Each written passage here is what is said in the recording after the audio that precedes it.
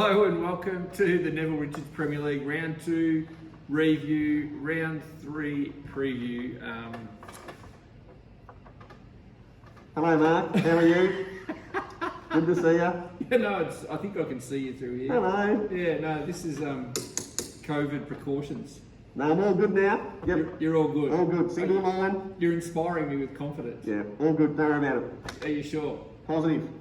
I hope you're not positive. Oh. No, back to one line. I'm all good, Hazy. Good to see you, my friend. You too. It's been a rugged week for you, so I trust you're feeling better. Yeah, no, I'm all good. All good, ready to go and to analyse this week's games. Fire a few missiles. Potentially.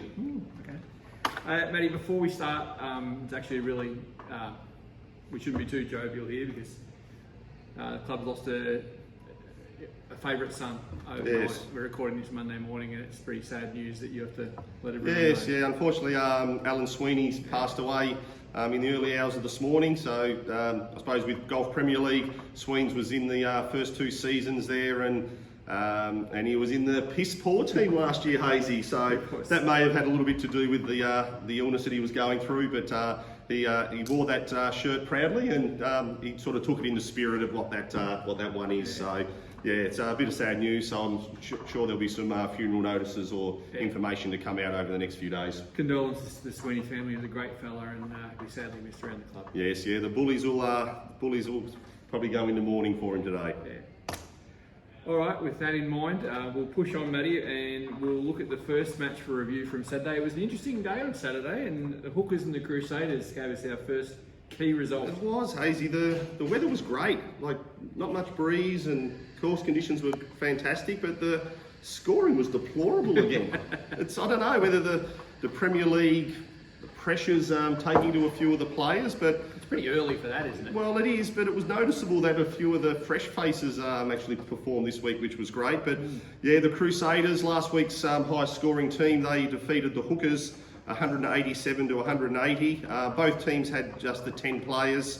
For the Hookers, similar to last week with their top scorer, like Ange Royal, 32 points was the highest scorer for the Hookers, followed by Neil Ryan, 31, Dave Hutton, 30, Jill Barker, 29, Ken Latta, 29, and then Matt Davies for his first game had 29, while the Crusaders, Evergreen Bagman, Peter O'Neill, 35, Slow-Burn Ibbotson back for her first game, 32, Jeanette Johnson, 31, John Rowe, 31, Joy Francis, 30, and Bobby Gibbs, 28 were the scorers there. Fill-in Joy, wasn't she? She was a fill-in, and she probably half redeemed herself after last week's capitulation around the green. Apparently she wasn't happy with you for your selective editing. No, she week. wasn't, but I think she was more infuriated with the filmer of that. Oh, yeah, is that right? So she wasn't too happy with Jen on her forwarding that onto us, but anyway, all's fair in love and war. There you go. So that left the second match, Matty. But before we get into, yeah, we'll just continue on with the Crusaders and the Hookers to have a little bit of a analysis on that. The Crusaders were missing the milkman. He was preparing for the pennant finals on Sunday. He must have put a fair bit of time into that because he looked pretty resplendent down at Lonsdale. He did. He wasn't playing, he was only supporting, but he took the day off to prepare for that. I think his golf cart was just clinking along the fairways there at Lonsdale Links yesterday. I like the time that he put into his footwear. Yes, I've never seen someone in shorts and Ugg boots and then a puffer jacket. Fair dinkum, Joel, what were you thinking? Obviously not much because you'd had too many beers, but Crusaders, Cliffy McCorkle wasn't there. Decided to go to the VRC committee room on Saturday instead of playing Premier League. Yeah. Stan Maskell was missing as well. Not sure what was Stan. He has been crook the last few days. And then the Hookers, they were missing Jeff Evans, I believe was on a golf trip. Matt Miles, COVID protocols. And Bill Adams, I think he was boozing somewhere as well. So both teams were missing three. But anyway, the Crusaders had the girls stepped up there as well as Pete. And they did it without the help of probably two of their most consistent players in Snags Finnemore and Dan Hopgood. Unlike Hoppy not to sort of... Yeah, I think Hoppy was about 24, I think from memory. But the Hookers, they'd be disappointed to only get three players over that 30-point threshold. they'd probably see it as a lost opportunity for them getting over the Crusaders because they had an off day there as well. And the Crusaders, they were actually only the third lowest scoring team for the week. So Yeah, right. yeah, so they did enough to get it done and stay on top of the ladder. Interesting that the Peakers in the next game we're going to have a look at, Matty, scored pretty well because it's been a bit of a bugbear of theirs for a while, but still not enough to get over the Warriors. No, they weren't. Warriors had 11 players, Peakers had 10, but it was the Warriors 203 to the Peakers 195. Peakers ran into a white-hot Warriors team who win the Callaway golf balls this week. They were our top scorer. You don't get that bigger box, by the way. No, and you only get 2 pills, so 2 balls to the winning Warriors there. But they were led by a couple of the young guns in Josh Bowen and Cam O'Keefe on 36. Grant Peacock 34, more to discuss on him later. Margie Maskell for her first game 33, well done Marg. Craig Connolly 32 and Ray Lineker 32. While the Peakers had Brian Bell on 36, and Brian actually wins the Travis Matthew Polo this week as the highest scoring Is he really? player.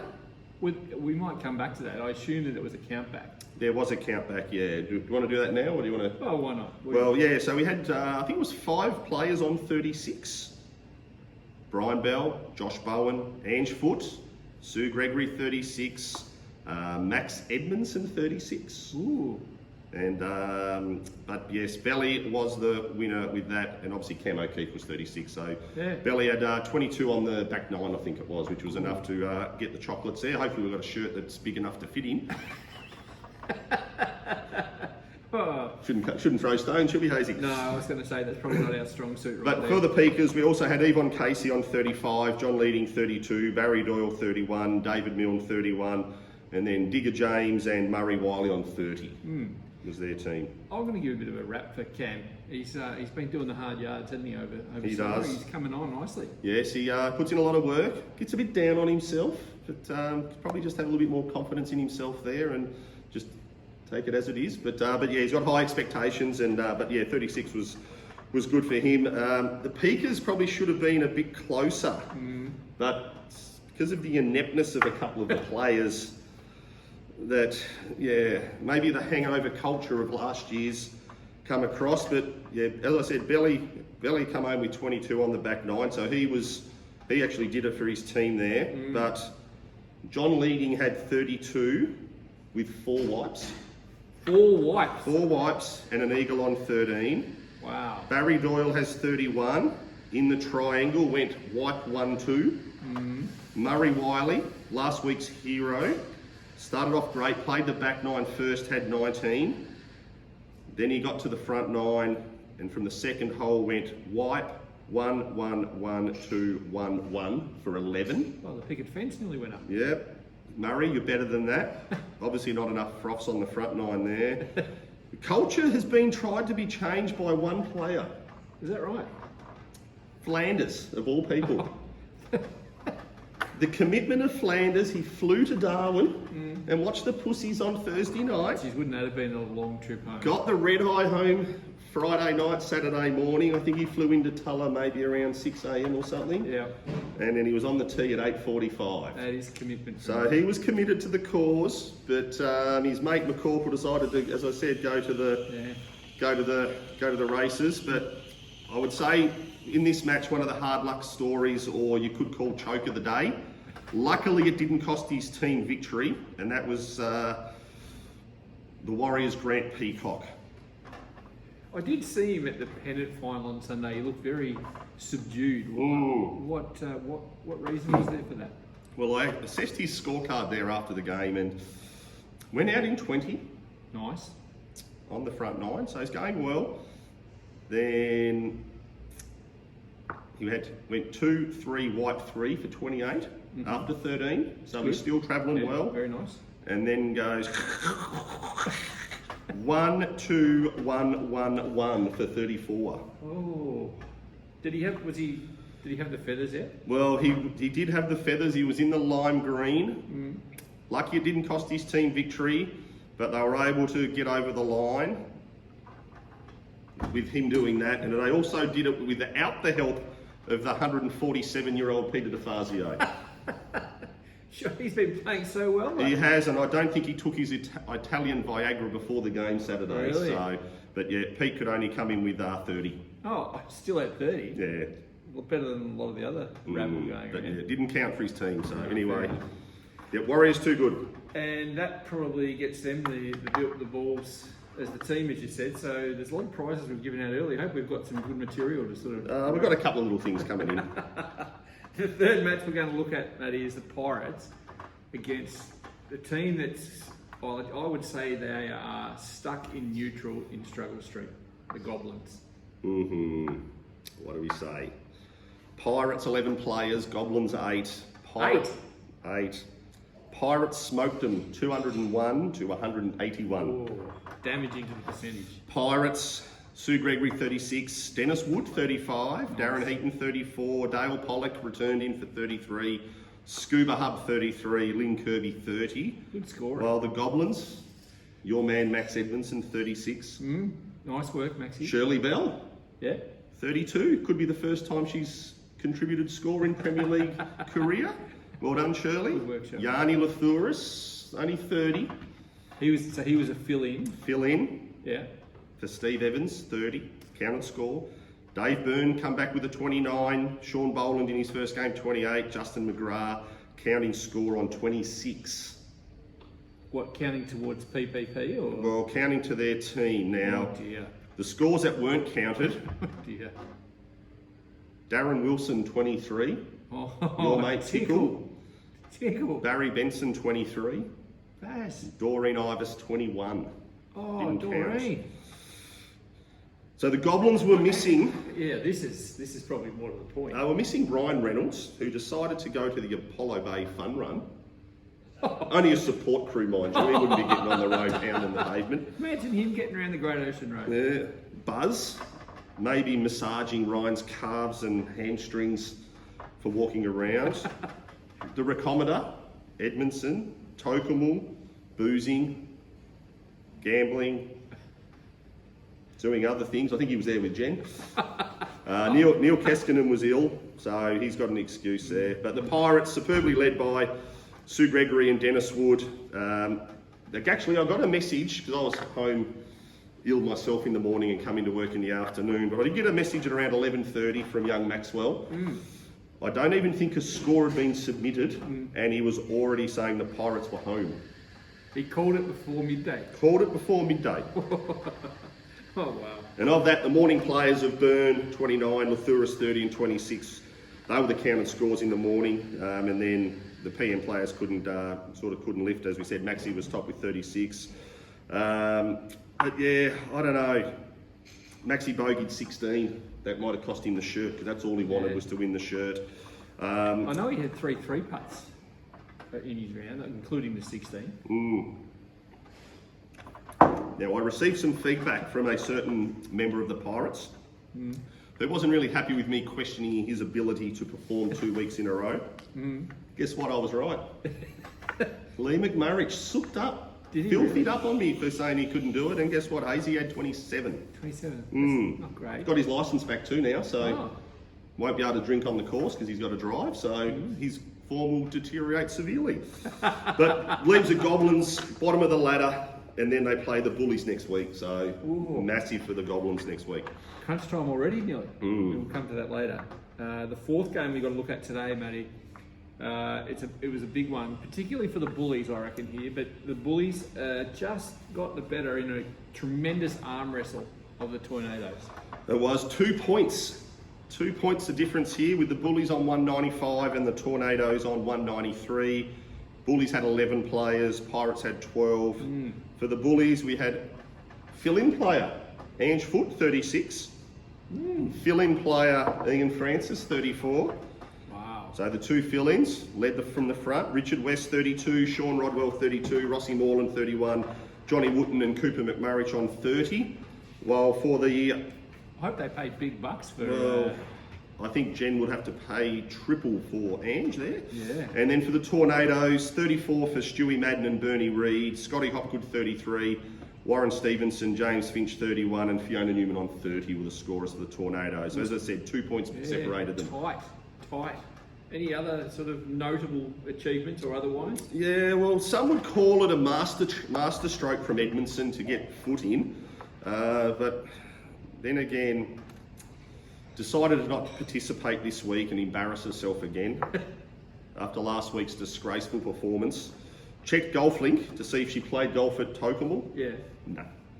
Didn't play. Didn't even play golf, was just boozing, punting and rooming with Rick or whoever else she went with. But yeah, she didn't play golf, but the bowling...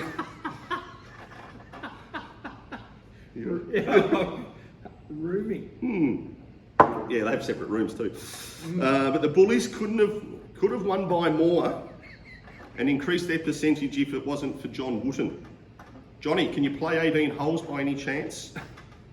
What happened with John? Now, I have it on good authority that he was travelling all right Saturday. Yeah. 17 points after 9. Yeah, that's good. 7 points in the next 4, so 24 after 13, so only a couple back. Yeah. Then he reached the Yarny triangle. The Yarny triangle. Yeah, like for such an intelligent man, God, Yarny's dumb. The triangle is based on 16, 7, 18. 3 holes, Correct. 3 sides of a triangle. Correct. But no, Yarny's triangle encapsulates holes 14 to 18. Oh, he's expanded So it. it's 5 holes, which means it's got to be a pentagon, you flog. When I did geometric shapes in primary school, yes, Yarny, that was the pentagon. But anyway, getting back to Johnny. Hole 14, he went 1, 1, 1, 1, 2. Ooh. To finish on 30. You're also lucky that didn't cost your team victory, Johnny. But there for the Tornadoes. They could have knocked off and should have knocked off last year's premiers. And I'm only going to assess the scoring players, Mark, which obviously contribute to the team score. Yeah. Let's see. Stuart Madden wiped the 13th hole. And more importantly, he actually wiped the 9th, which was his last hole. He wiped the 9th. Wiped the 9th. Oh, Stewie. Scotty Hopgood, 33 points. Had a wipe on 10 and 16. James Finch, wiped 15 and 18. Fiona Newman, wiped 17. Bernie Reid, 34 points, with his finish of 1, 1, 3 wipe. Oh. And he was one of the last players in for their team in the comp. So he needed to par the last for probably 3 points. Correct. Now, Oh. it does pain me that my man Biscuits, Yes. that I've talked up for the whole lot, Yes. Mr. Arnott, what's he got? he apologised to me profusely yesterday in that the performance he put in, 21. Oh, no. That was for You 18 tipped- holes. You tipped him for the Drayton. I did, and he was another one in Ugg boots yesterday in jeans at the Pennant final, seriously. But yep, 21 for him. He had the big clink on down there, didn't he? He did, he was looking the part. Not sure what he was after, but he was looking the goods. But yeah, 21 points on Saturday, which was no good. Some other disappointments from the Tornadoes was Ando Wooten had 27. Like, blazes his old man about his performance, and he has 27. Cole Isbell, all Portarlington team member, could only manage 26. Sean Ward, 28. Norma Vogel, 27. And who was the gun female of the Tornadoes team? Yvette Pollock. What do you reckon she had on Saturday? Oh, she would have had 30. She's good for 30. She Go lower. 27. Keep going. 24? Keep going. No, 21. 23. 23. 23 for Yvette. Oh, Mrs. Flea. Yeah, so I feared for Dale when he went home that afternoon. But anyway, good win by the Bullies. Sees them sit second on the ladder, undefeated. Let's see how they go without Ian Francis and Ange Foot next week, though. Yeah. Good effort by Ange with the Golden Bear all. Yes. He's been good Nick lately. She has. Goes in for a bit of a hip replacement in the next few weeks. So, yeah, she won't be available for filling duties. Can you have a yip removal while you're in there? Oh, potentially, yeah. We'll check that out. All right, let's have a look at the ladder. There's been some nice moves made by the Crusaders and the Bullies early. Big percentage for the Crusaders. It is. And down the bottom end of the table, Matty, as we look at it, the Goblins are in a world of hurt. They are, and the percentage is awful. As we start to look at round 3, they are under the gun straight away. you know, this is crisis time for you, Goblins. We're looking straight at you. Bottom of the ladder, shocking percentage, and playing the equal top of the table Bullies to start round 3. Yeah, is it a fait accompli? I'm not sure. Going by everything, percentage, scoring, like Goblins haven't scored over 188 yet, while the Bullies' lowest score is 195. On paper, it should be by the Bullies by how far, but we know golf, anything can happen. Goblins should be strengthened by Reynolds, Burrell, Rick, Neil. While the Bullies will lose Ange and Ian, but then they'll have Jen Edmondson returning. She's under the pump here because she's the early favourite to be when we start seeing some stats. Moving from the Rickometer to the Genometer. Correct. She needs to do something. Well, the Bullies were able to win last week without Mr. Consistent Stu Anderson, Cuz Stevens and Judy Said. But the Goblins will need some extra from a couple of players. Goblins hierarchy are concerned about the form of... The what? The Goblins what? Hierarchy. Oh, right, sorry. Yeah, it's a big word for them, isn't it? But Barry Benson, Tickle My Doodah Wilson and Doreen Ivers, you've got the Premier League experience. Should be able to deliver. 2 rounds in. I know it's only 2 rounds, but is this something that's giving us some cause for concern? Benson 29 and 23, Wilson 30 and 23, Ivers 23 and 21. It's okay, Doreen, I've got your shirt size from last year, if you're on track for back-to-back. Caught that, Doreen. The next match we're going to have a quick look at, Matty, is well, this is arguably the match of the round based on current form. It's the Tornadoes against the Peakers. Yeah, Tornadoes 3rd and the Peakers 4th. Both teams are coming off losses last week, and there's only 0.03% between them, mark on percentage here. And I reckon both teams will be pretty confident with their ability to come out and win this week. Tornadoes have had solid performances from Boxhead, Bernie Reid, Warren Stevenson. Disappointment so far is, as I said, Biscuits, Ando, Collies Bell. He's had 21 and 26 and a vet 23 last week.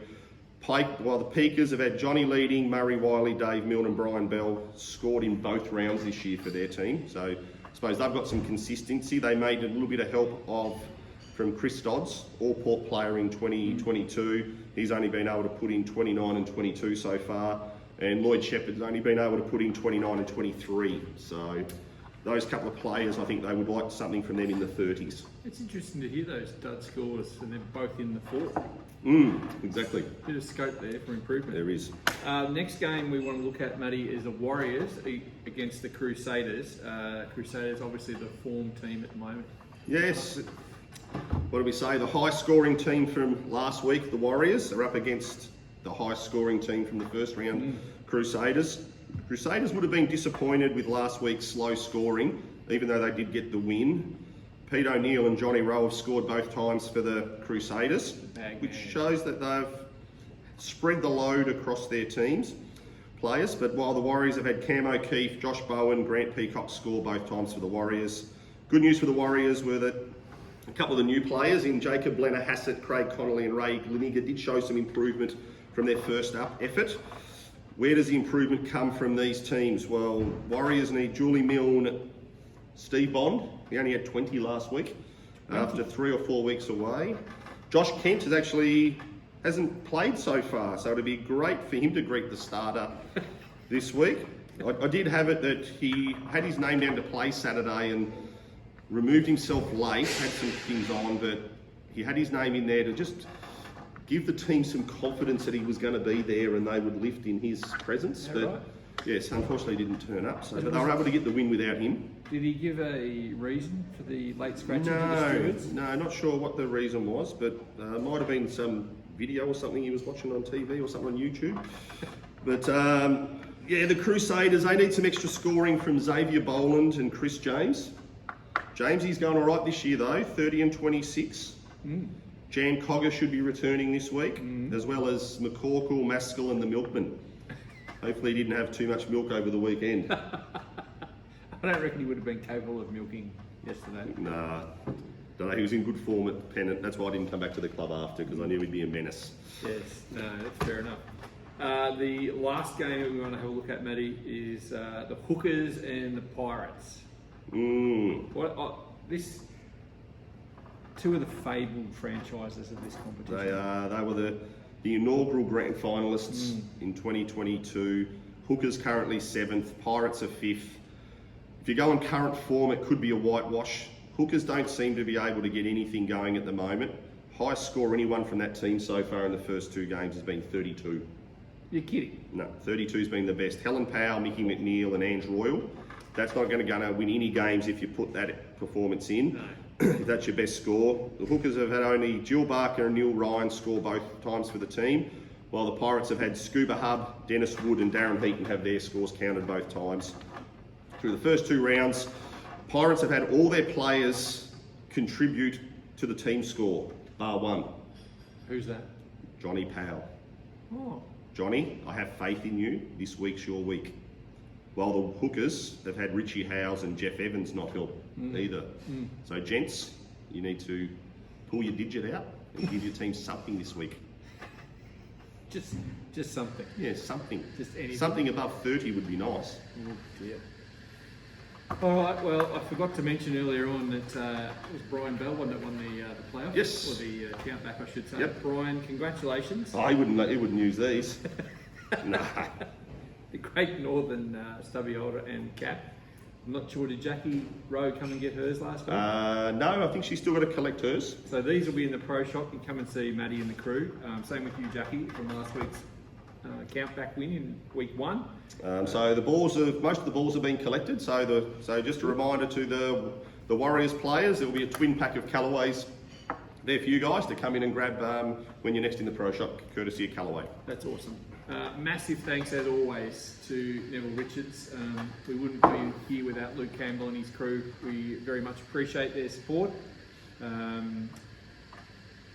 hope the barrier didn't come down prematurely. No, I'm all good, Hazy. You're just all like good? you falling down.